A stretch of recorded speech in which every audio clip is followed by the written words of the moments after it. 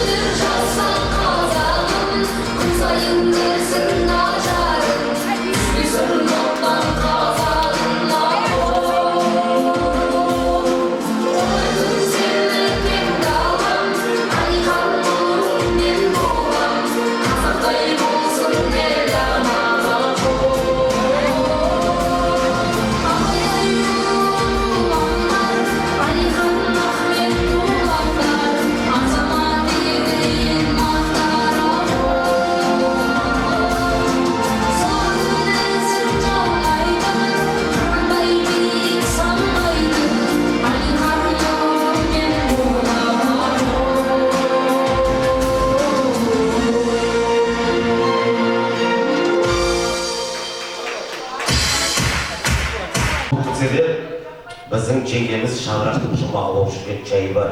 Алтын өмірімізді қосынып Құрметті ағайындар, жалпы Саңғыл елі деп, осы Саңғылдан туғанымды қайта-қайта алға тартам енді. Сол Оспен әлінің класстастары тайлығындай бірге өсіп, бірге тебіскен, мына балам өлеңін сіздерге арнап, сол есін алып жылап қалып жатыр ғой жаңағы. Мен енді қаттыламын, класстастарымды ойша жоқтамаймын. Себебі Әлімхан бар, сондайлар бар ғой. Сондай жұмай. Манатжан, әуелі Құдайға екінші саған рахмет айтам. Мына класстасымыздың әйелі деп осы жиынға шақырған, ортақтастырған. Мына денсаулығыма байланысты әйтпесе ағынақтап көгін көктеп қайтады деймін. Негізі былтыр жасаулар керек бір жыл бұрын. Мына Ботажан апайына да рахмет. Апайлар жалпы дастархандағы кісілер, бәріңізге рахмет, аман сау болайық. Рахмет, өміріңіз сақ, қолыңыз шуақ, тілегіңіз бұлақ болсыншы. Ал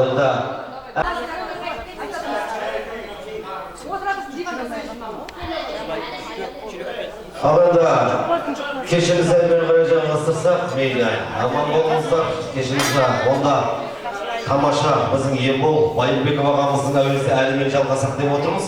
Манат әпке, келіңізші бәрекелді. Бүгін сіз кезекші екенсіз ғой? Старапсыз, кезекші сіз жалдайсыз ғой, шешесіз ғой, дұрыс ғой. Енді бүгінгі тойға осы жерде біздің тағы да қазақ елінен танымалы Арыс қаласының құрметті азаматы, саз әлемінің саңлағы, өнердің майталманы, сазгер, композитор, ақын Ербол Байымбеков ағамыз шақырсақ деп отырмын, бәрекелді. Ал енді мінекей бүгінгі Жанболат Жазира Байымбекованың ағасы. Өзі. Бұрын Ербол деген аты бар еді, Жазираның ағасы деген атқа ие болды. Рахмет. Кеше өткенде Алматыда концерт қойып келгенбіз. Енді бүгін осы маусым айында, майдың 21-іне кешкі сағат 19:00-де Түркістан сарайында Шымкентте концерт беріп жатыр. Әр билет 15.000 теңгеден, бүгін акция 5.000 теңгеден деп қойып бәрекелді. Рахмет. Тегін кезде ән тыңдап алайық, Жанат әпке. Саламатсыздар ма? Тойларыңыз құтты болсын, Құда қаласа концертке келіңіздер. Эстарада жұлдыздарының қатысуымен Бақыт Балшынысова, Жазира Жанболат, Байымбек, Жүсіп ағалар, Шаншар, Лөткіл эстарада жұлдыздарымен менің 50 жылдық кешім. Сіздерге қызмет етіңіз. Билетті ала берсеңіздер, билет құлдары бар. Бүгін акция өндіреді олар деген сияқты.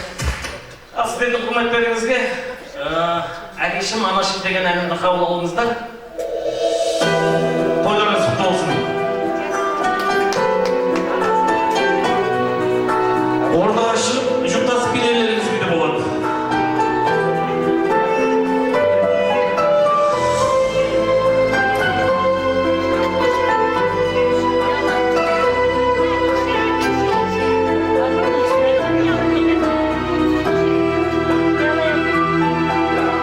Жан жылуы жүзіне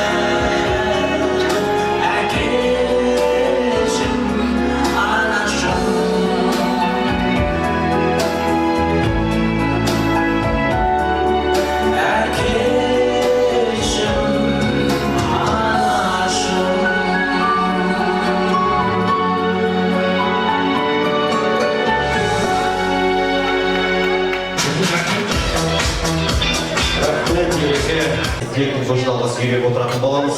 Енді тілек айту сөз сөйлеуде сынақ бұл, жүйелі сөз жүректерге ұлап тұр десек, жүйелі сөзді ағынан деп отырған осы жерде өзім ағаларымыз шақырсын деп отырмын. Осы шаңырақтың осы мына енді дәрежеге емес дәстүрге үйленген қазақпыз. Армияда бойға қарайды, тойдан жолға қарайды.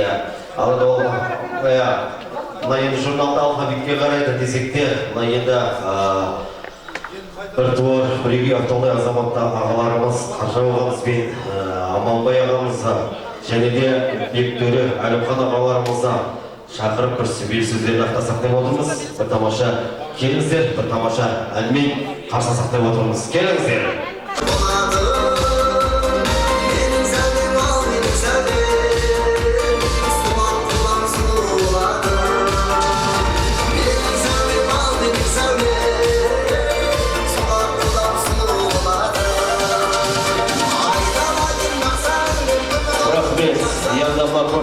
Көрдіп жатады, тілек айту, сөз сөйлеуде сынақ бұл, жүрелсіз жүректерге ұнап тұр десек, сәл көріп тұрайық.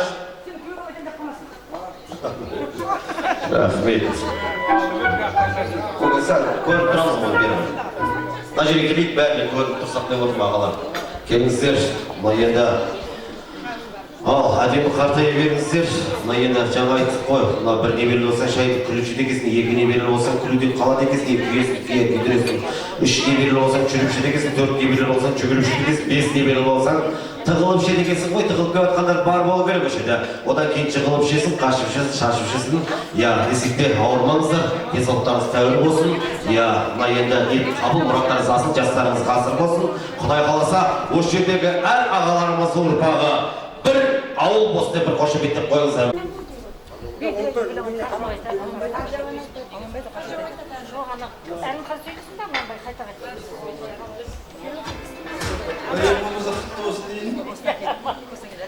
Ал енді мына құрметті ұстаздар, кластастар, бүгінгі мектеп бітіргенімізге 50 жыл болған екен. 50 жыл мерейтойларыңызбен шын жүректен құттықтаймын. Мына жақта кластастарым айтып, ағам сен сөйлей бересің деді. Мен азғантай ғана сөйлеймін. Тек қана бақыттың базары Қыдырдың назарында болайық. Не деген бақытты жанбыз, шүкір. Сөзде тимесін, көзде тимесін. Мына апайларымызбенен, ұстаздарымызбенен 70 жасты алқымдағанда ортамызда алып, осындай отырысты ұйымдастырып отқан барлықтарына рахмет. Әрдайым осындай тойда жүрейік. Көргеніміз той болсын, жегеніміз семіз малдың еті болсын. Алашаға өссін, немерелер өссін. Солардың қызығына тоймай, бірге тойлап жүре берейік достар. Қартаймайық. Бүгінгі той қаласын.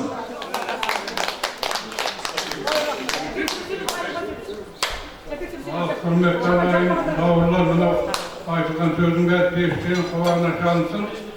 Саған айтты ғой үшінде, үлкенді айтты, кішіде айтып жатыр болсын. Ниет бір, өткенге салауат, қалғанымызға қанағат. 50 жылда ерлеңе, 100 жылда қазан деп жатыр, қазан болмайық.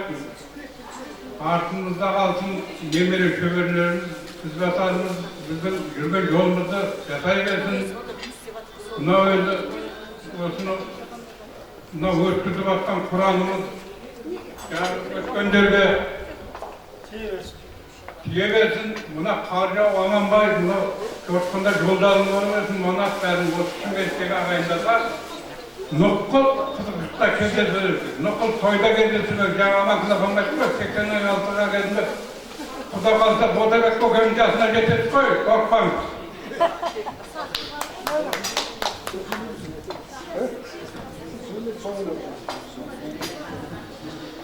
Құрметті ағайындар, мінекей әлемді көзді ашып жұмғаша мінекей 50 жыл мектепті бітіріп қойған екенбіз. Қарап тұрсам бір адамның жасы ғой 50-де. Ердің жасы 50-де дейді. Енді бұлтқа жеткен де бар, жетпеген де бар. Біз енді жеткенде Құдайға шүкіршілік қылайық. Заманымыз тыныш болсын, ендігі көзге көрінген бала-шағамыз аман болсын.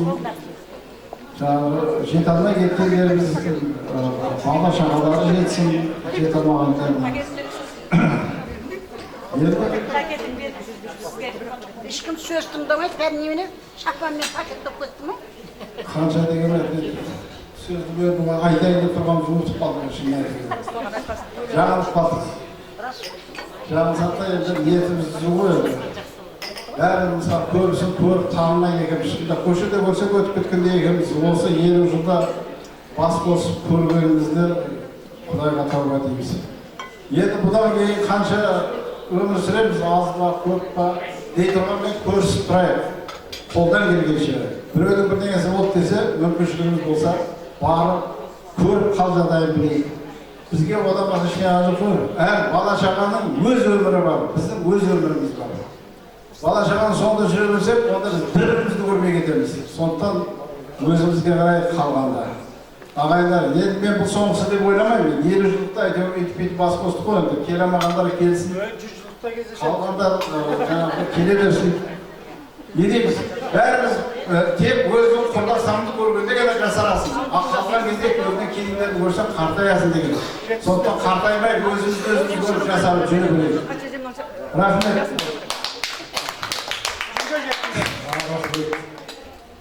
Ардақты апайлар, ардақты қымбатты класстастарым менің.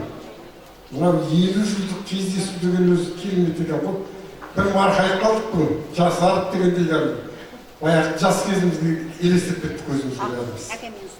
Не дейміз, сіздерге денсаулық, бақыт, қуаныш, сәттілік, сабырлық және сұлулық тілеймін. Мынау өмірде жылуларыңызды, мейірімдеріңізді, шуақтарыңызды шашып жүре беріңіздер. Әрқашанда біздер үшін сіздер сыйлы, сүйікті қадірлісіздер. Соны ұмытпаңыздар, еркектерді. Ұмытып кетпеңіздер. Не дейміз, деніңіз сау болсын. Енді бұдан кейін 60 жыл, 70 жылда кездесеміз деп айта алмаймын, бірақ той томалақта араласайық. Ұмытпай беріңіздер. Аман болайық. Сол ғой, дендеріңіз сау болсын. Жүрген жерімізді өзіміз көріміз қызықты сыйлап жүруіміз керек осы. Мынау Шымкенттік класстастарымыз біраз жыл болды араласып жүрміз ғой. Соны не қылмайық әлі, жалғастырып, 2 ай сайын кездесіп тұрайық. Сол үшін мен жаңағы Абылайдың астында айтпаған дегенде бір өлең айтады болып қалдыр қазір. Жақсылықтар деген өлең бар еді, соны айтамын қазір. Өте жақсы. Жоқ. Айтады. Соны айтады. Қаржы айтады дейді.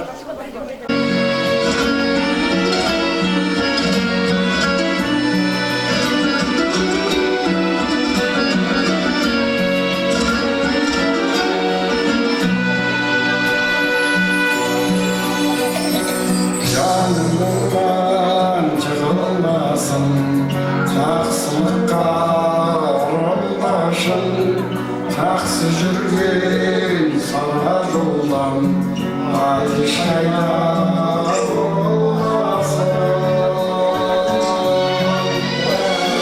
Бәрі жақсы сөз ойласын, көңілде сен саз ойнасын, кеудеме сызбай көріп, жақсы адамдар, жақсы адамдар, жақсы адамдар саймасқан. Үміт күттім аппақ таңнан, ару арман от жақпалдан, жамандықтан талай жанды, жақсы сөз сақтап қалған. Бәрі жақсы сөз ойласын, көңілде сен саз ойнасын, кеудеме сызбай көп, жақсы адамдар, жақсы адамдар, жақсы адамдар саймасқан.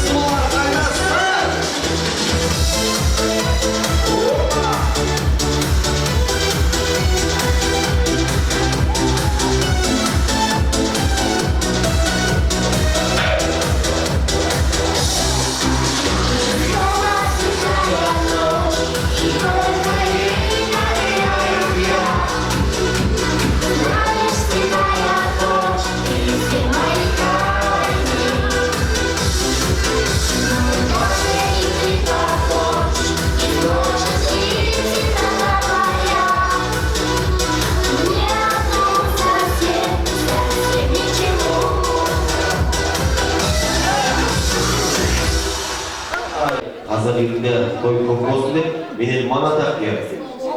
Енді тағдыр тілекті көшін ала сөйлеп отыратын болайық. Енді көп тілеу көл, 40-тың бірі қызыр.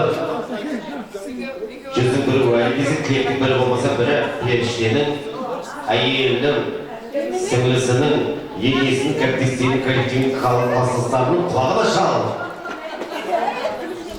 70 жылықтан алса кездесе берейік деп, әпше, мына енді шаңырақтан құндық қыздың қабағында қыздың тілегі тәңірдің тілегі десек, менен осы жерде мынау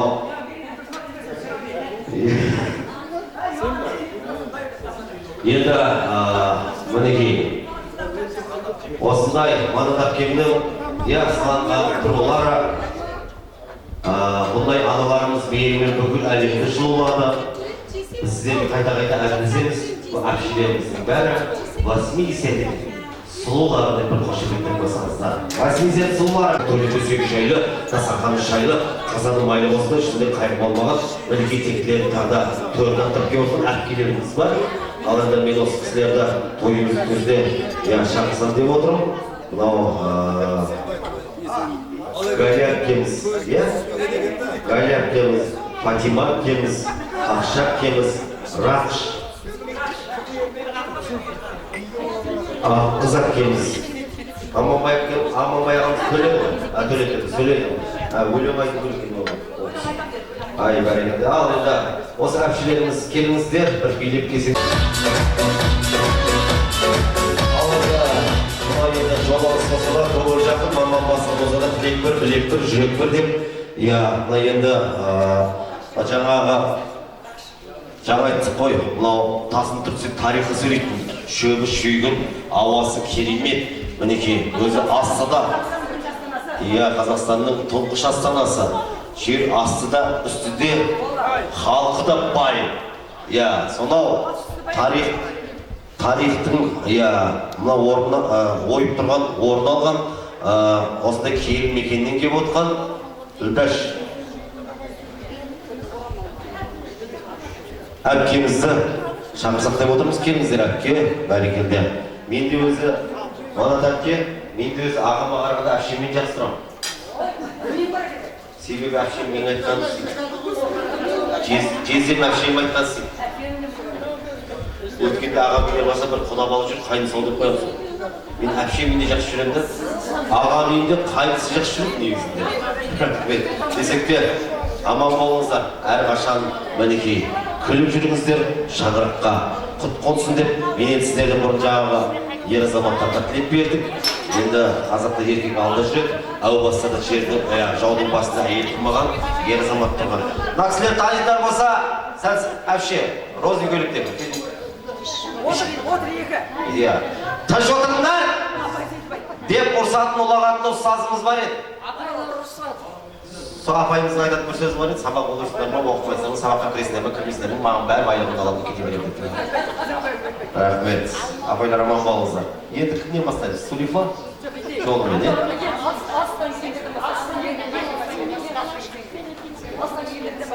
Негізінен ау, Шымкенттіктері келсе жақындап жердерді орта қалдырған сөйтіп.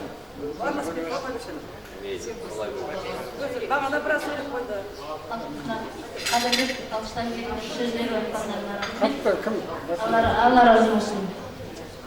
Нағыл дейміз, мына достар, класстастар, бауырлар, туысқандар, апайлар. Бүгін өте керемет кеш болып отыр. Өздеріне көріп қойсын болсындар.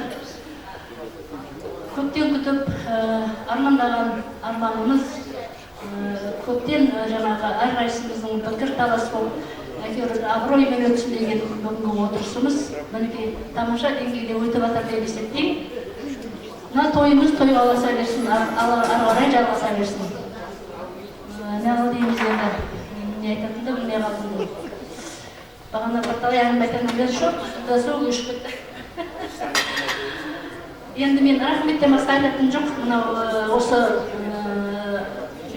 жиынды басқарып, өзіміздің ортамыздан сондай керемет азаматтарымызды, мысалы үшін өзім туысқаным бауырым, Қаржау Аманбай бауырым екеуі басқарып, Манат класстасымыз мінекей әбден ел басқарып, мектепке басқарып үйреніп қалған мінекей осының арқасында күшті өтіп жатыр деп есептеймін.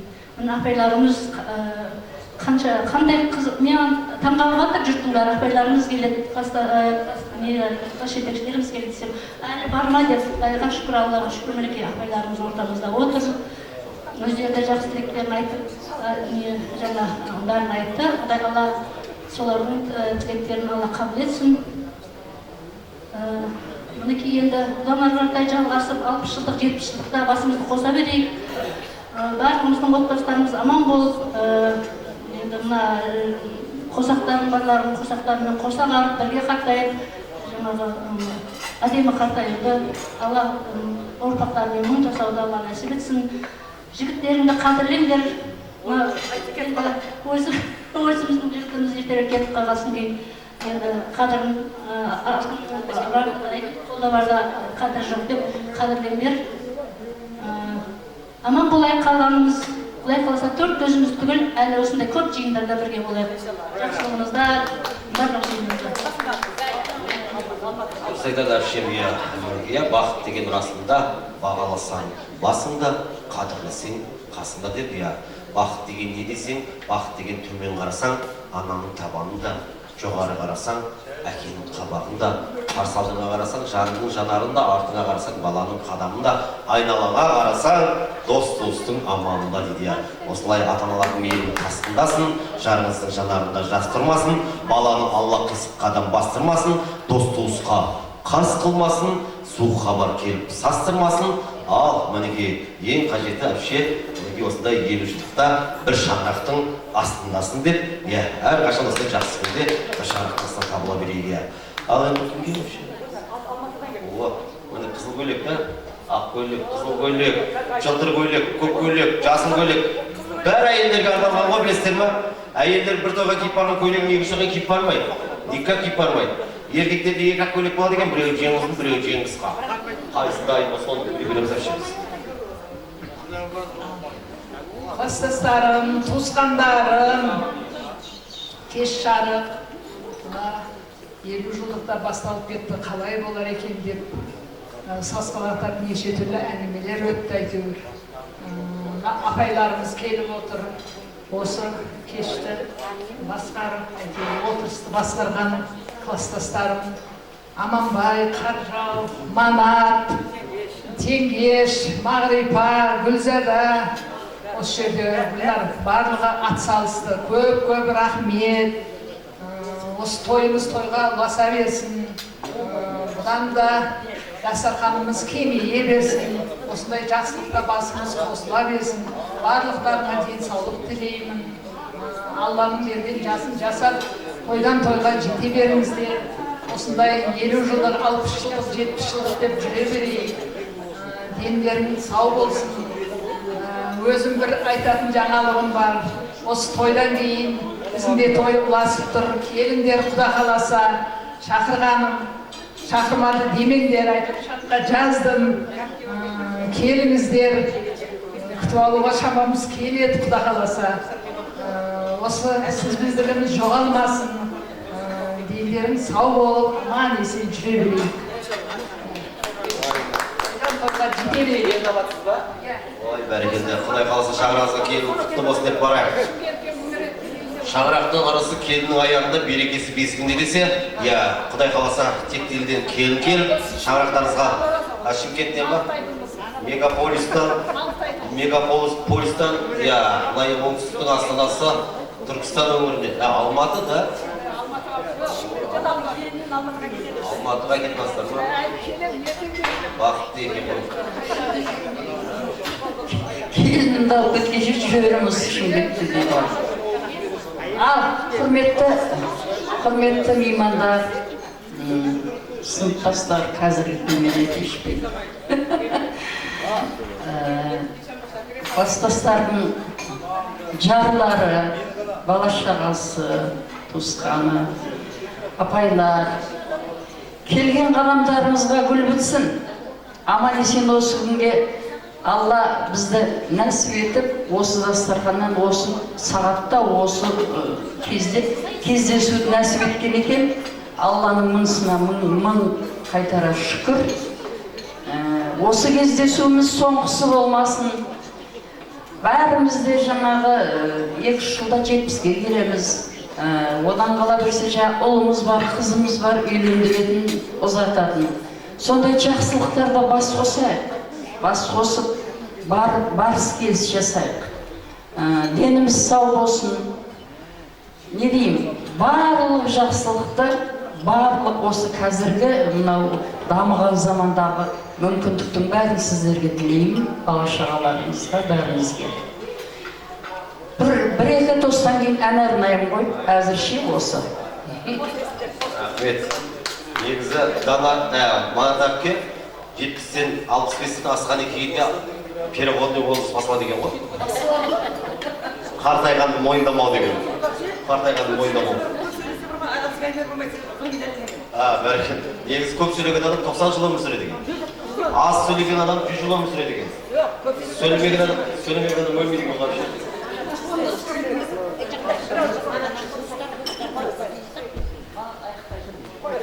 Апайлар, кластастар, туысқандар, бауырлар, осы бас қосқанымыз болсын, деніміз сау болсын, осы бала-шағамыздың қызығы көріп, асқанымыз ашық болып, күн ойнап жүре берейік. Осы той домалақтан қалмай қатысып, аман болайық. Күн ойнап жүре берейік. Аз сөйлеп 100 жыл өмір сүргіске болды ғой. Бізге де келіп қалмаңыз дейміз, әрекет жасаңыз, Құдай қаласа.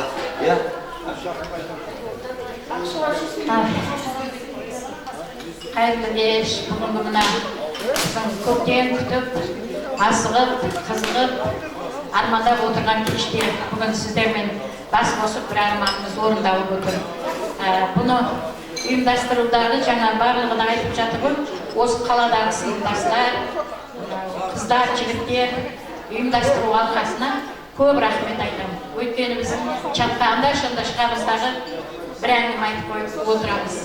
Олар күнделікті байланыста, күнделікті осы қашан орын алған шейін күйіп пісіп жүрген. Мен мына осы қаладағы сыныптастар, оған Манат қосылып, барлықтарына рахмет айтамын. Одан кейін бағанадан бері еске алып жатқан мәңгілік мекеніне аттанған кластастарымыз, туыстарымыздың жандары жәннатта болсын, мейіште болсын, артта қалған ұрпақтары бақытты, баянды ғұмыр кешсін. Қатарымыз сиремесін, мынау президентіміздің өзіңіздің рахатын көріңіздер. Өмірде Алла тағала адамзатқа қандай жақсылық сыйға тартса, соның бәрі сіздерге бұйырсын. Төрт көзіміз түгел, аман есен, жылдан жылға жете берейік. Осылай барлық жақсылық тілеймін. Жақсы болыңыздар, кездесіп тұрайық. Рахмет әпше. Айтқаныңыз Аллаға жетсін. Тілегіңіз Тәңірге жетсін, даусыңыз далаға жетсін. Енді әпше, мына енді басқа ұлттың қазақтың қыздары қызығады. Неге десеңіздер, қазақтың қыздары ері бар кезде жаңағы әйелдің рөлін атқарады екен. Ері түзде кезде ер кісінің де тілін атқара береді екен жаңағы. Мынау домалақ анамыз қандай болды, Бәйдібек ағамыз түзде кезде саяси мәселелерді шешіп жүрген. Ал енді сондай ер мінезді әпкеміздің тағы да бірі, мана да әпкемізге бір қошемет деп қойсаңыздар ма? Орынбасардың әйелі Гүлайым бері шықты.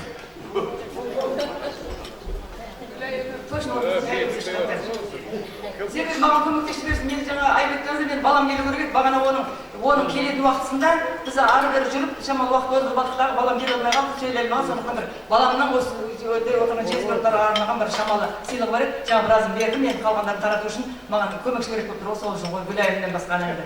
Біздің ауылда тұрып, мен Орынбасар деген кластасымның әйелі. Жұмсабақтен үйреніп қалғам. Орынбасар бір қолыма тақшы.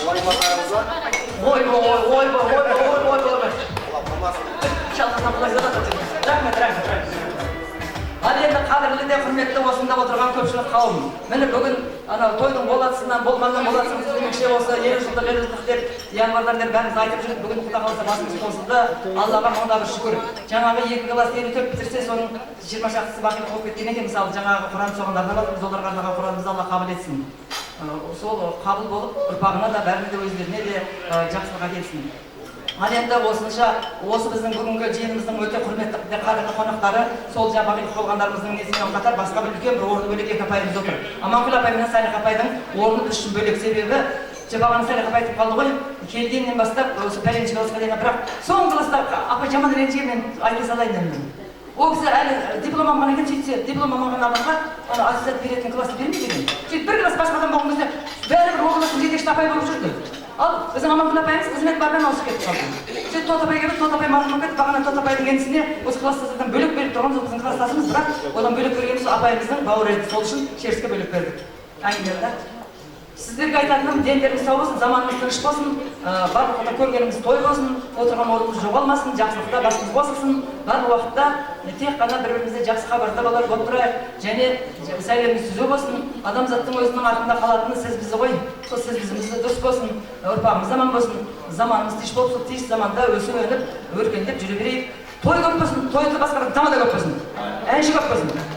Ал енді жаңағы айтып қалдым, баламның бір шамалы өзімнің 3 перзентінің сіздерге арнаған, маған арнаған несімені берді, салды, жүгірім.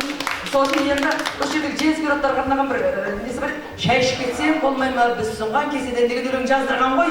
Бірақ маған олар келген кезде берді, уақыт болмай қалды, қайта жібердім да, мал жұмысы ғой енді. Оларға демалыс деген, праздник деген жоқ, жұмыс істеді. Ал келіннің күтіп отырайын десе, құртты 2 баласы бар. Оған не қарайды?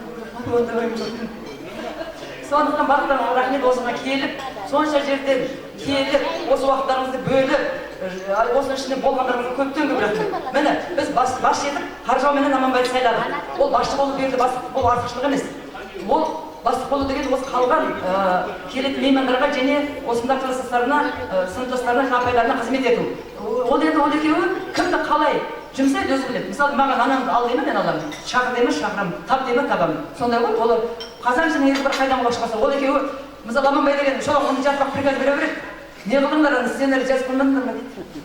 Сосын мен айтамын, ойбай, қаржы тамақ айтшы деймін ғой, не қылмайды. Мен өзім көзім көрмейді деп компьютер жазып, мысалы деген сөз ғой. Оның бәрін айтып жатқан себебім, мына 2 азаматымызға бағана жұрттан ерекшелеп, жаңағы ненің Кашмирдің ағын жауып жатқанымыз, бұл екеуінің жаңағы осындағы бүгінгі бастық екенін көрсеткендігіміз енді. Осылардың енді ұйымдастыруымен, осылардың тапсырма беруімен, осындағы бүкіл қыздардың, біраз қыздардың, мысалы Мағрипаның, Теңгештің, Гүлзаданың барлығының жаңағы ақыл қосуымен, басқа аяқта жатып Ботажандар болсын, мейлі қайсысы болсын, ешқайсының кем қылған жоқ. Ақ қыздар енді жаңағыдай қызметке үлес қосамады деп, қызметке азаннан бері, мысалы азаннан бері демекші басталғалы бері әнін айтып жатыр. Бұл өзі сахнада жүрген әншіміз. Бұл ақ қыз, Қаржау, Аманбай, бұлардың барлығы әншілер. Одан басқаларды бәрі айтылады, бірақ айтпайды қойшы. Бірақ олар сияқты сағындар жүрген жоқта бұлар. Сондықтан тегешті ән айтады. Ол не только ән айтады, ол шығарады. Жаңа Байырбекке қош білдірдім дедім оғанда. Мына бірақ келіңдер өлең шығарады деді, Жамал көмектесіп бересің бе деді. Сондықтан сіздердің барлықтарыңызға рахмет, үлкен алғысым шексіз, әлі де сөз көп қой, бірақ кезегі келгенде айтайық, құтты болсын, барлық қуаныштарыңыз баянды болсын, барлықтарыңыз аман есен болыңыздар, өсіп өніңіздер, барлықтарыңызға көптен көп рахмет. Мен енді айтып болмаса тамызға жолдас жаңағымызды таратайын. Рахмет. Енді жаңа, егер мен жаңа неден андай рет кеп қалсын біреулерге баламның сыйлығын таратып қойдым, бір шайнақ қойдым, алғандарыңыз мен алып қойдым дей салыңыздар. Оның несі жоқ. Гүлай өкіміз таратып шығамыз. Рахмет. Әпшем құралған киіммен бәрекелді. Алады құтты болсын. Сыйлық қымбат емес, сыйлық қымбат деп жатады. Бер өзіңе.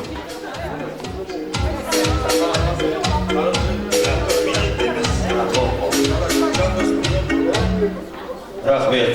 Ал енді әбекеңде құралған киім.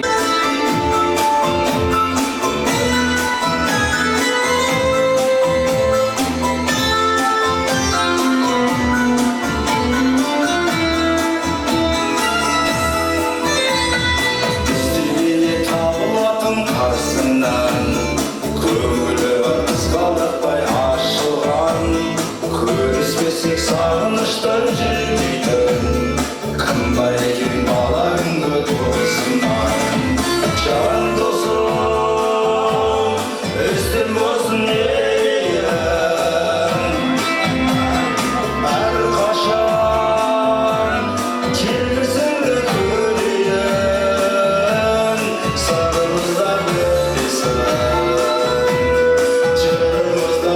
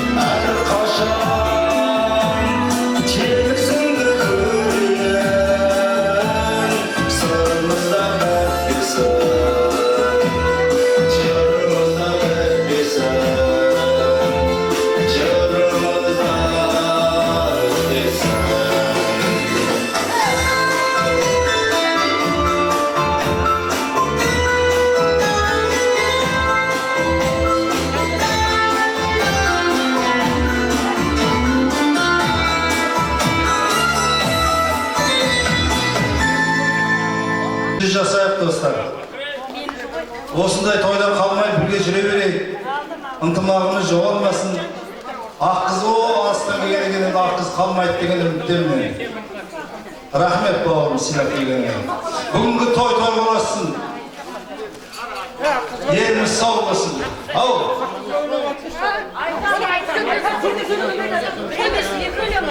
Сіздердің осы шаңырақтың ыстық ықыласымен жайылған ақ дастарханның алып отырыңыздар, бір сыйымды болсын деген ізгі тілекпен тағы да бір тамаша ән болсын. Сіздердің құрметтеріңізге мына енді адамға несібе Алладан берілгенмен тіршілік адаммен де жатады. Әрқашан осындай тіршілікті жақсы күнде араласайық деп, жақсы күнде жолығайық деп сіздердің құрметтеріңізге бір тамаша әуезді ән болсын. Қабыл боласыздар,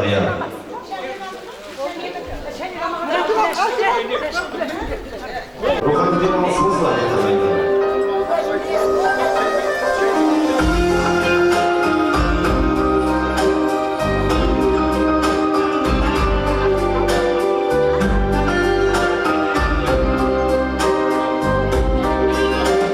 Шынайы жүздермен, ең жақсы сөздермен жарқырап күліп тұрмадым, жайнаған көздермен жолыққан қандай жақсы, жолыққан қандай жақсы, жолыққан қандай жақсы. Сағынған жүрекпен, ең жақсы тілекпен жақтан қақтықса, ең жақсы ниетпен кездескен қандай жақсы, кездескен қандай жақсы, жолыққан қандай жақсы.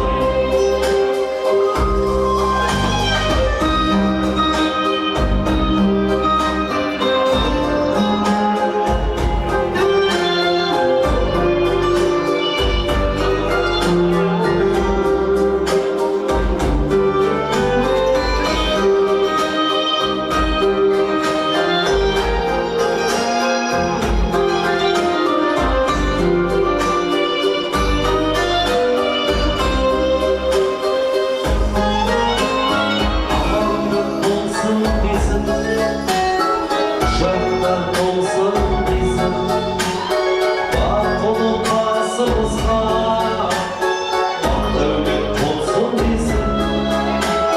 Бар болсақ қандай жақсы, бай болсақ қандай жақсы, бір болсақ қандай жақсы. Елу жылдық себеп болып, ойдылан келек болып, жүздесу қандай жақсы, құрдастар себеп болып, кездескен қандай жақсы, жүздескен қандай жақсы, жолыққан қандай жақсы.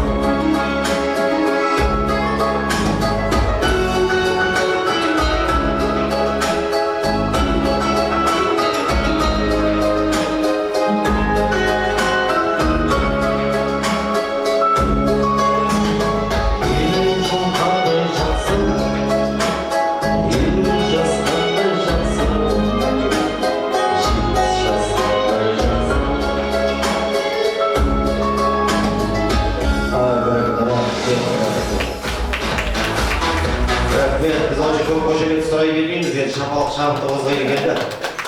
Şaplık әні ozgaydı geldi. Ән тойды озгайды екен, той қойды озгайды екен, қой басын озгайды екен, басы қазанды қазан ошақта отын аспанда, аспан күнді озгайды екен, әпше күн жерді озгайды, жер бұлтты озгайды, бұлт жаңбырды, жаңбыр табиғат тірлік елді, ер әйелді озгайды екен қой. Сонымен не қалады, әйел бесті озгайды, бесті сәлемді озгайды, сәлем әйелді озгайды екен.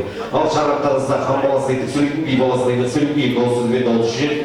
Бір ауыз сөзбен жаудың бетін қайырады, сіздер меккеге барып, елімізге Алланың үйі мешіт соғады, білім ошақ соғады дегенде тектілер, тәттілер дүниеге келе берсіндер, тағы да тілектің көшін алға сүйреп отырса, алайда кезектегі тілек айтатын аға әпкелеріміз келіңіздер, Бекбосын ағамыз, Сайлау, Жандос, Шерс Дидия, және де Орынбек, Еседе ағаларымызда тойымыздың төріне шақырсақ, бір сөйледі сөзін ақтармасақ. Келіңіздер!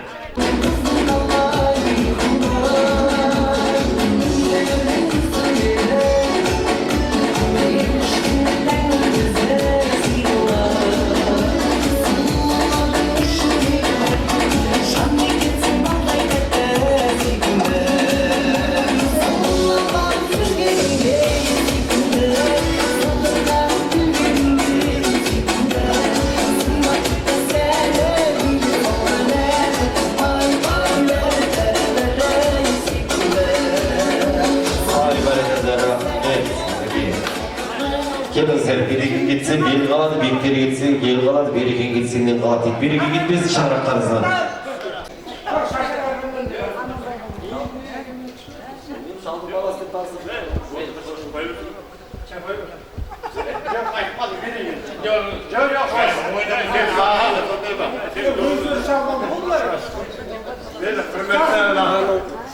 Жастастарым, осындай қылышыққа келіп, басымыз болсын, біріміз пәленбайды көрген жоқпыз. Жаңағы жапқандарға жапқан. Аман есен болатын осыны. Барымызды базарға бардыңыз. Әр уақытта осындай кездесе берейік, жақсылық болсын. Мына апайларымыз өмір жасы ұзақ болсын, жастары ұзақ болсын. Әрқайсыларыңнан немере шөберділік ісін көрінді. Дастарханымыз азаймасын. Дастарханымыз кем болмасын. Жақсылықта болсын, тойда болсын. Той құласып, осындай тойда тойға кете берейік. Азаймайық. Ауырмаңыздар, сырқамаңыздар. Жақсылықта кезейік. Рахмет, тамаша тілек болды, бір қошеметтеп қойыңыздар, арада тағайдан. Бұл жерде бөтен адам жоқ. Деп өткенде бір тойда айтсам, бір апам айтады, сенен басқа бөтен адам көріп тұрған жоқпын деп жайы. Бізде сіздердің балаларыңызбыз ғой енді. Неге тамаша, қуанышта бөліссең көбейеді, кредитті бөліссең азаяды деп я. Сіздер менің жандарымсыздар. Балдарымның нандарысыздар дейін бәрекелді. Той көп болсын, шаңырақтарыңызға шаттық, босағаларыңызға бақыт тілеймін. Мына асабыз жолдас, негізі жабын емес, бәрі жақсыны. Ел жылда ел жаңа дейді. 100 жылда ел қазан дейді, не дейді? Сондай бар ғой, ата бабамыз. Алайымнан денсаулық болсын. Мына ел жылда, мына уақытқа мына мен әпшелерім, мұғалімдерім кеп отырмын. Көрдіңіз ба? А класында, Б класында екі ағамдай болған. Сол алдың Б класында екі апайымды тірек өкімін жүріп отырмын арамызда. Мына кеп отырып. Сол көп рахмет мені. Алайын біздің қызымызды көріп, біздің немізді көріп, мына екі апайда біздерді үймеше қуып барады мүмкін апай. Нағып оқылайсып отырды, сол үйдегілердің бәрі жабын мен сабайды. Өмірдегі сөйтіп өткен. Алайын мына жақсылық болсын. Мына апайларым, сіздерге мың алғыс. Осы шыбы дәрежеге жеткізіп, осы шыбы нағып оққандарыңызға. Енді дейміз, құрдастарыңыз бар, неңіз барды, жетішке кеп қалып қойыңыз бізді. Алайын жақсылық болсын. Өмірді шөбірлі болып атырыңыз. Енді шөбірі, неміне деймі, соның қызыңды көре берейік. Жәққада қышылық болсын. Аспанымыз ашып, заванымыз теш болсын да. Ойдағыда сондай болсын. Ойдағыда тек қана жақсылық болсын. Тек қана қышылық болсын. Той болсын. Рахмет, тыныштық бейбітшілік заманға, ойын күлкі той думан жарасады деп білем. Рахмет. Иә, сіздердің кездеріңіздер апайлар қуып барады негізге. Қазір ол кездегі тәрбие қандай. Қазір мұғалімдерді апайлар, ата-аналар қуып барады деген.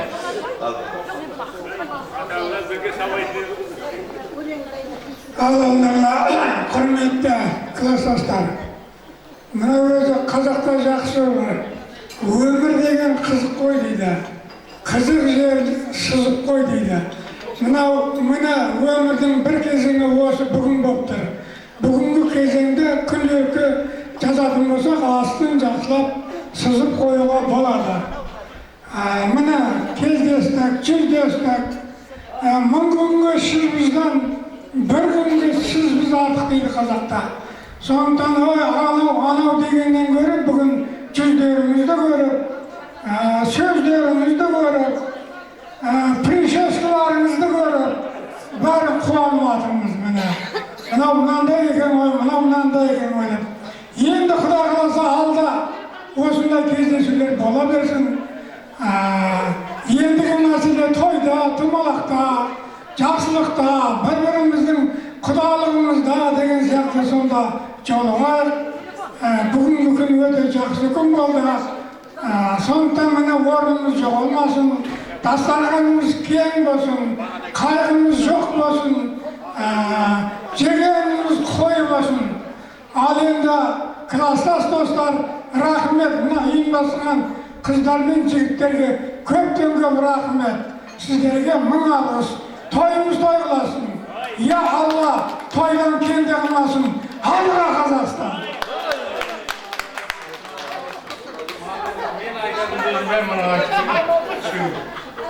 Деніңіз сау болсын, сізсіз болсын, сыйластық болсын.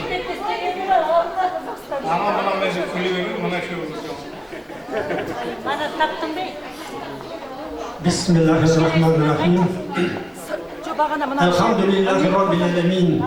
18 мың ғаламды жаратқан бір өзіңе Аллахым шексіз мақтау мен мадақтар болсын. Сүйікті пайғамбарымыз Мұхаммед саллаллаху алейхи вассаламға сансыз салауаттар болсын. 75 класстастарымыздың атынан Алла тағалам осындай жасқа келдіріп, осындай бала-шаға сүйдіріп, мың бір шүкір Аллаға. Алла тағалам арамыздан алып кеткен құлдарыңды күнәләрін кешіріп, жандарын жәннаттан ете көр. Алла тағалам өзіңнің Фирдаус жәннатында қауышуды бәрімізге нәсіп ете көр.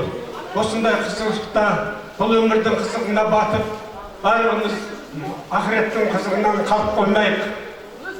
Түстің қос қанатындай екі дүниемізде барлық нәрсені тең қылып жүруді Алла тағала нәсіп етсін, бәрімізге жазсын.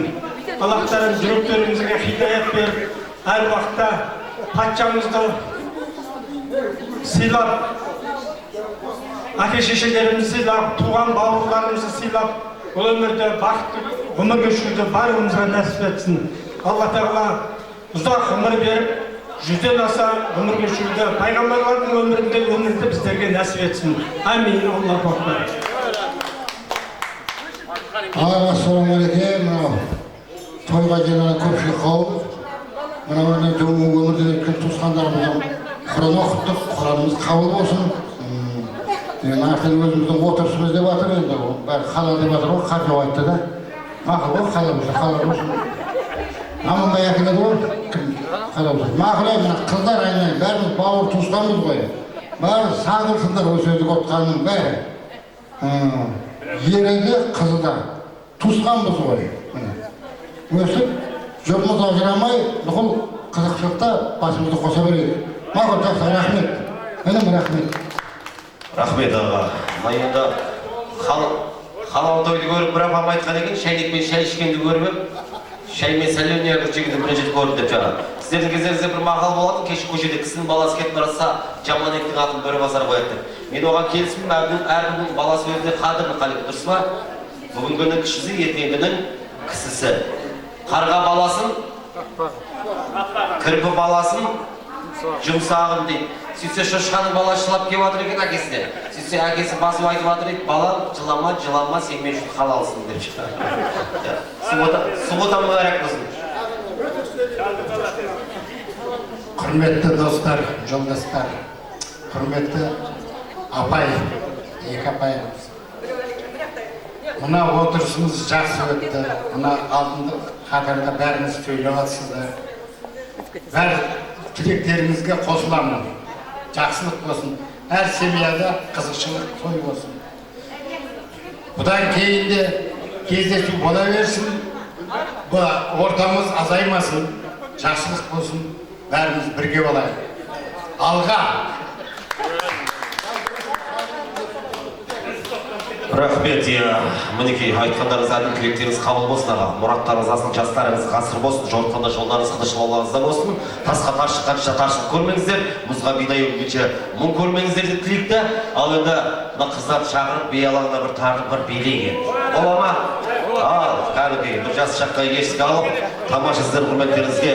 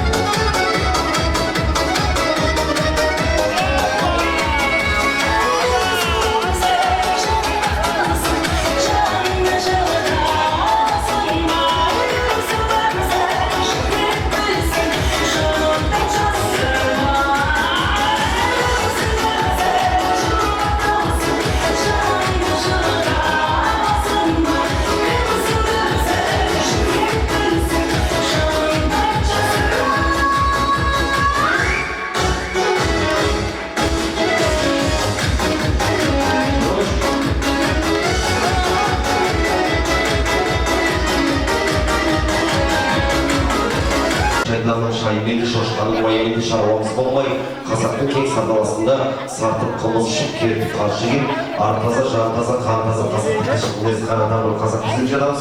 Алай болай болса, келіңіздер, Бексәрі әпкеміз, Үрзада, Сара, Қалтай, Мағрипа, түгел, Мақпал, Гүлназ ба? Теңгеш әпкеміз, Гүлзада, Үрзада, келіңіздер. Майра әпкеміз қайда, Майра әпкеміз. Жеңгелеріңіз болса қоса келсін. Gülnar jengemiz qayda? Gülnar apkemiz. Kelingizlar. Bir klass. Gülsara apkemiz. Alston apkemiz. Rahim apkemiz. Gulbi apkemiz. Oy, apke kelingizlar. Bu kishilarga bir siyamanti. Gularim apkemiz qayda ekan? Gulshahra apkemiz kelingizlar. Aqliklarimizni biroq desangizlar deb o'tiramiz. Big'ayda.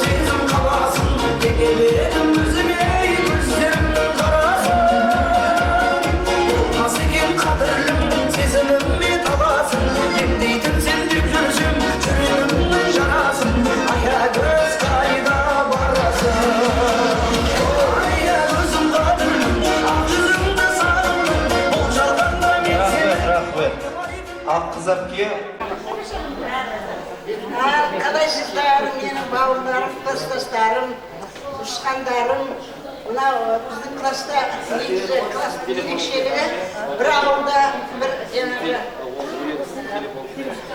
urudan çıkan adamlar konuştanlar ekin, sonun bana şarası olgan ekin, onların bardın bir-birine bağır, uşkan, ondayda arasında жаңағыдай жақынмаңдағы елді мекендерден де келіп оқыған, олар да бізге бауыр туысқан болып кетіп кейін жекжат болып құдаша жиен нағашы болып кеткен класстастар. Енді біз бір 50 жылда кездесіп отырмыз, өте қуаныштымыз. Мына жаңағы 10 адамның басын біріктіріп осы ұйымдастыру оңай емес. Енді бұл жерде 50-60 адамның басын ұйымдастырып, ат салысып, комиссия құрғанымызбен осы жерде шындығын айту керек. Манаттың орны ерекше болды. Кәдімгі жүгіріп бәрін Қаржа бар, Аманбай бар, Кеңгеш бар, міне жақсы ұйымдастырды. Рахмет жігіттер мен қыздарға. Ал енді не дейміз, осы қуанышымыз жағынан болсын.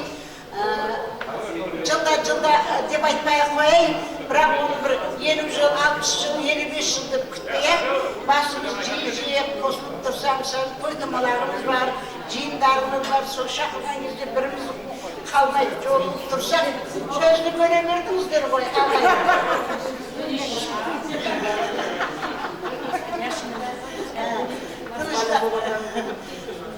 сондай қалмай, ат салысып тұрсақ, мысалы үшін жақында енді Гүлнар кейін түсіп той жасайын деп. Не керек бізге 55 жылдықты, 60 жылдықты күтіп. Гүлнардың тойына барсақ, сол жерде бүкіл класстастар кездеспейміз ба? Оның ар жағында біреу немересін сүндет дейді, біреу тағы бір қыз жатады, келін сүреді, немерелерін үйлендіреді дейді. Соның барлығы біздің класстастар ат салысып барсақ, кездескен болып шықпай ма? Осындай жиын тойдан қалмайық басымыз. Осы уақытқа дейін марқұм болып кетті біраз класстастарымыз. Енді жатқан жерлер жайлы болсын, бірақ енді қатарымыз сүйремесінші. Асықпайықшы анаяққа. Барамыз ғой, мүмкін неменді жұмақтан бір күн жарық артық дей ма? Осы бір күн жарығымызды неғылып, соны төбе несіне шығайық. Енді өздеріңіз естіп апсыздар. Осы кеше ғана жеңістің 80 жылдығын тойлаған кезде дүркіреп бүкіл облыста 8 ағарда келіп жатты. Соғысқа қатысқан. Соның біреусі біздің Созақ ауданында жалғыз.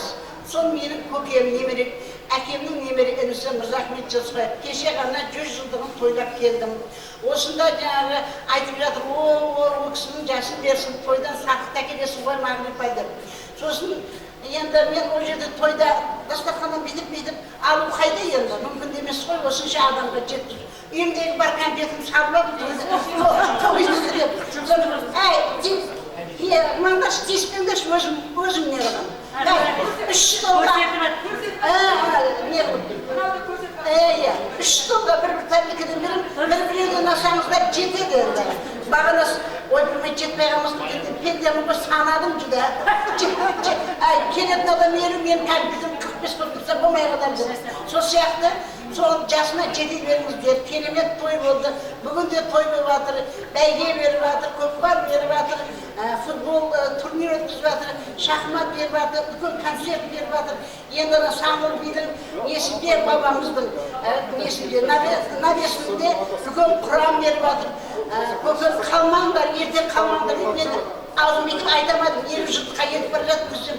50 жылдығын қалай енді мынандай тірлік болып жатқанда деп айтама деп мақұл қатсам көке дедім.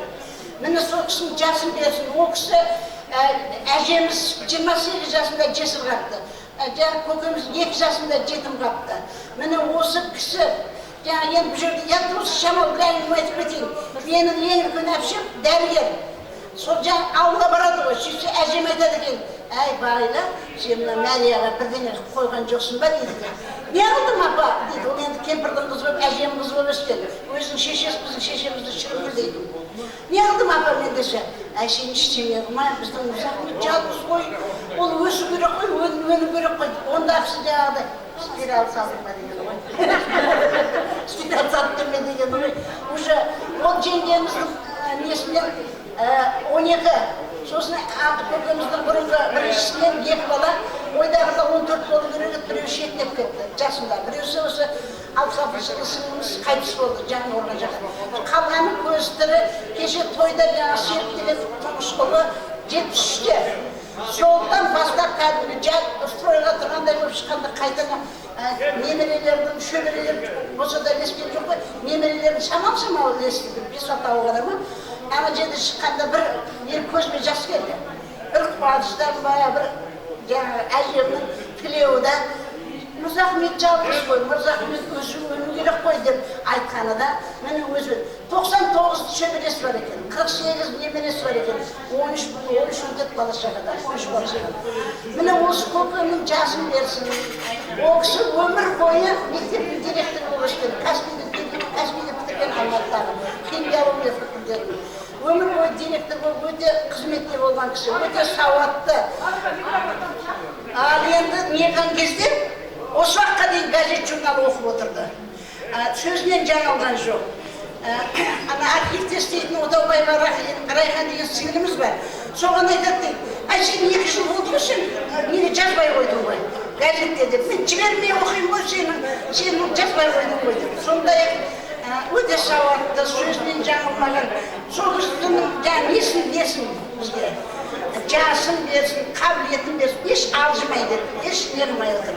Сол енді, аман болыңыздар, кездескенмен қуанышымын. Айтып отырмын ғой, 55-60 деп күтпей-ақ қояйық. Ертең арбын, оның арбыны болған жиын тойдың бәрінде осы атсалыстап кездескеніміз. Соған кәдімгі әлемнен жинадық қой. Оған да соны қойғанымызда барсақ сондай болып шығады жиналған. Дұрыс емес пе? Ал зато бір-бірімізді көреміз. Аман болыңыздар, қайда жүрсеңіздер де. Рахмет айналайын. Рахмет, сіздерге қызыңның қалғаны, көзіңнің қалғаны, ұлыңның қалғаны, өзіңнің қалғаны деп, мал дәулеттің қадірін ұлың өскенде білірсің, абыройыңның қадірін қызың өскенде білірсің. Әдемі қартай беріңіздер. Мына енді тамаша жаңағы ай батса дала қалар күңгірт болып, көктемде қойылды қылғырт болып, барында бауырлар сыйласайық, қаларымыз бізде бірінші жұрт ол дейді. Ар жаққа асықпайық дейсіз ғой. Асықпай, не асықсыз? Астыңдағы атың жақсы болса, арғымақтың қажетіне дейді. Қойныңдағы қатын жақсы болса, жұмақтың қажетіне дейді. Сол секілді асықпайық. Рахмет. Мінекей, рахмет көргеніңіз. Рахмет. Әпше, шаңырағыңызда шаттық болсаңызда бақыт бақсын өзі 100 жастан көңілімен келбет жастан кеңес сұра десе, өз келісті әпше екесін негізінде. Әрқашан той болсын. Құрметті класстастар, бүгінгі күні бәріміздің басымыз жиналып қосылып жатқанына, 50 жылдық деп қосылып жатқанына көп рахметімді айтамын, қуаныштымын. Мағрипа жаңа өте жақсы тамаша айтып кетті. Бұны ұйымдастырған қыздарды да, балдарды да атын атап айтты. Оларға көп рахмет. Енді жаңа айтып жатыр ғой бұлар. Жаңағы біз бәріміз бір ұрудан бізде. Барлығы бір ұру, саңғылдар бұлар, тола. Ал сол саңғылдың ішінде 3-4 қыз, 2-3 бала басқа ұрудан болдық. Менің ұруым басқа саңғылға келмеймін. Бірақ менің туған шешем осы саңғылдың қыздары, осылардың апалары. Бірақ та мен бүгінге дейін мен саңғылдың желімін деп бұларға айтып көрген емеспін. Енді айтып отырмын. Шындық қой. Енді айтып отырмын. Сөйтіп біздің жаңағы класстас қыздарымызды осы саңғылардың біраз алып қалды ғой. Анау саңғылдың келіні біреу мына жерде тұр. Біреу басқа жерде дегенде, біреу үйінде дегенде. Я өте қуаныштымын. Менің ұрудың елдің жаманы жоқ, бәрі жақсы. Осылардың арасында бізде өстік, оқыдық, бір мектепте жүрдік, тұрдық, бірге ойнадық, күлдік, жаман болған жоқпыз, жақсы болдық. Апайларымыздан білім алдық, апайларымыз қайтып кетіпті ғой екеуі. Жақсы барлығы. Үлкен қуаныштымын. Өстіп кездесіп атқанымызға, бұл кездесу емес, және басқа үлкен себептер болсын, майда себептер болсын, басымызды қосып, кездесе берек, бәріміз жиналып, бір жерде отырып, бір шай ішкенге не жетсін қақақалап. Қақақамызды айтып, бір шайымызды ішіп, тарап отырайық. Ертең кеш, бүгін демейік, барлық уақытта басымыз бірге болсын. Жақсы, барлығына жақсылықты тілеймін. Рахмет әпше, румен емес, ұлтпен мақтанайық, тойлықты болсын, алында әпшелерге берейін, Құрметті класстас бауырлар, мына 50 жыл мерекеміз құтты болсын, бәріміздің деніміз сау болсын, осындай басымыз қосылып, тек қызылшылықты тойлар. Көргендеріңіз жақсылық болсын, дендеріңіз сау болсын. Сосын айтып болсан жолдастарға жағдайын білгесе жұбайына қарай десе әпше әбә демейді. Бірақ тез-тез сөйлеймеді, уәде беремін. Мына жерде тұрып, аптан қысымға түсіріп тұр, тез сөйле деп. Мақұл енді сөйлемесем тағы отырып отырмын. Мына менің айтатыным біріншіден 50 жылдыққа, мына 50 жылдық кездесуге шүкір тоба Аллаға мың қайтара шүкір деймін. Осыған жеткен де бар, жетпеген де бар, осыған да шүкір. Бағанадан бері айтылып жатқан жақсы тілектің барлығына қосыламын. Манат, Қаржау, Аманбай, бұда жаңа айтпады, мақтанмады мені демеңдер, Кеңгеш, Гүлзада, осы мына жердегі Шымкенттегі класстастарымыз енді жақсы қызмет қылды. Оны бағанадан бері жұрттың бәрі айтып жатыр. Мен де соған қосыламын. Сол менің айтатыным болды. Барлығына аманшылық тілеймін. Аманшылық болса, қалған нәрсе, денсаушылық болса, қалған нәрсе бола берер. Бәрінің сценарийсін сіз жазып береді екенсіз ғой негізінде. Құрметті бауырларым, бар болғанымыз қандай жақсы.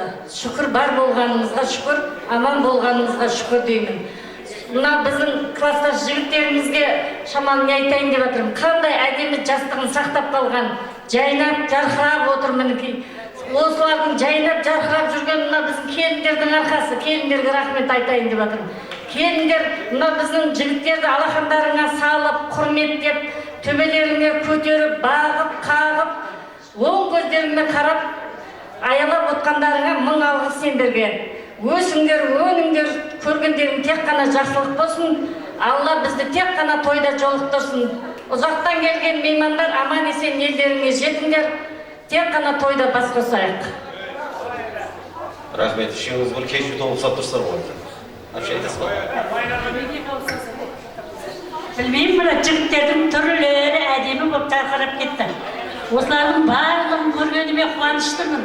Алла әдемі қартаюды нәсіп етсін. Жақсы күндерде жолға берin.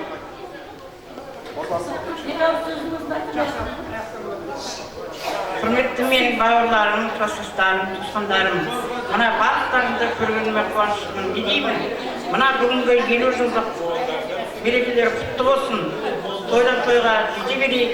Барлықтарыңыз отбасыларыңызға амандық, дендеріңізге саулық тілеймін. Арттағы әпшем қосылады деп отыр мен. Қосылады сияқты. Енді келіндерді бұлар келісті. Осы розы көйлектегі әпшем сөйлейтін болды, қалған келіндер қосылатын болды. Бола ма?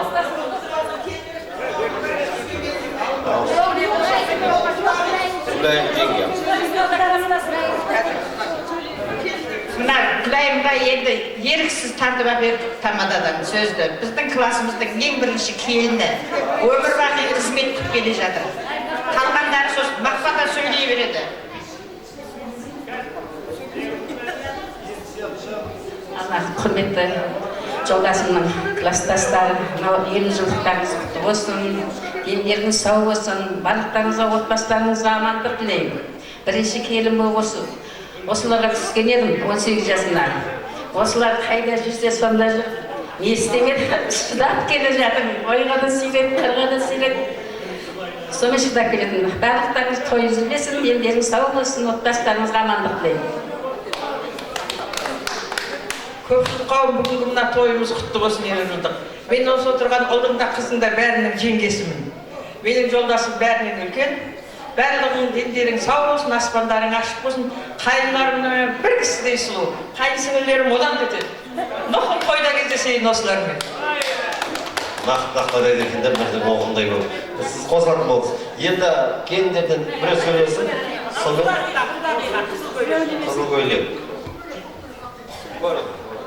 Мына құрметті 50 жылдық жасап атқан класстастар, мына сіздердің бүгінгі мерекелеріңіз құтты болсын, бірге атсалысып жатырмыз. Сіздердің жолдарыңызды берсін. Біз Күлайым айтып отыр ғой, бірінші түскен келін деп. Бізде жаңа қыздарда мақтап жатыр. Рахмет. Осы біздің енді сіздердің класстастарыңыздың қасында бірге жүріп, 40 жылдан асып 45 жылға жетіп жатыр. Амандық болса бірге тойлай берейік. Жақсылық бола берсін. Қоңыраттың қыздары жасасын, аман болсын. Мен қоңыраттың қыздарына сенемін. Қосыластыр, қосыластыр ма? Енді бұлайсың әпше, жұмысы болсын, бересі мен таратасы ма? Ақ қызап кекесіңші, ақ қызап кер. Орамал том болмайды, жол болады дейді я. Мұны шашу. Біреу-біреуді жүзге келейік. Ұрпағымыз, ұрпағымыз Қытайдың қорғанындай болып, орыстың орнандай болсын деп, мінекей сол атамыздың жолын жарсын берсін деп. Бір ауыл ел болайық, саңғы болсын. Бағана біреу беріңіздерші, сол атама жаман әуесін тұм ғой деп. Ақбет атам ба?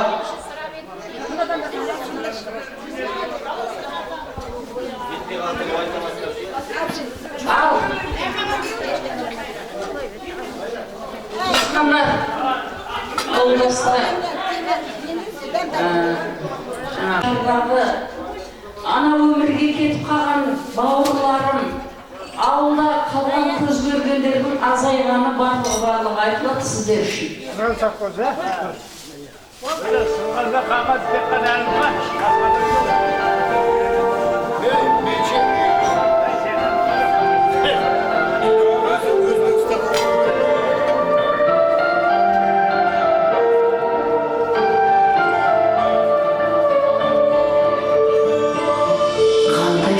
Сыйласам бекер,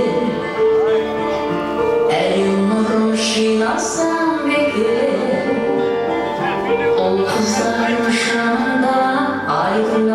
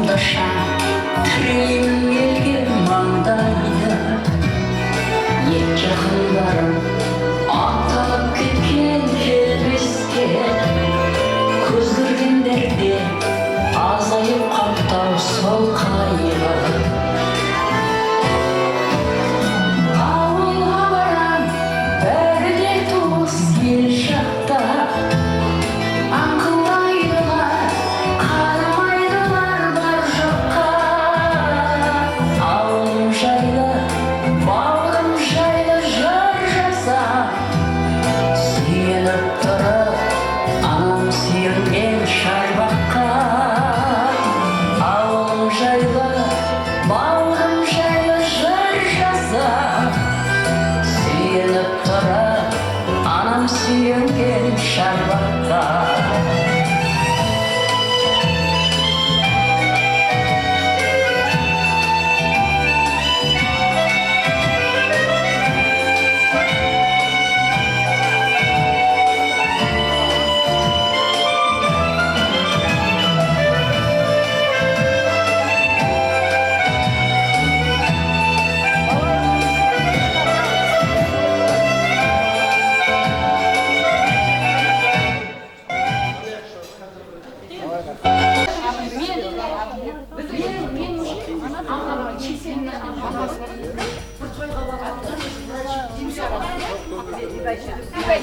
Ойбай, мама,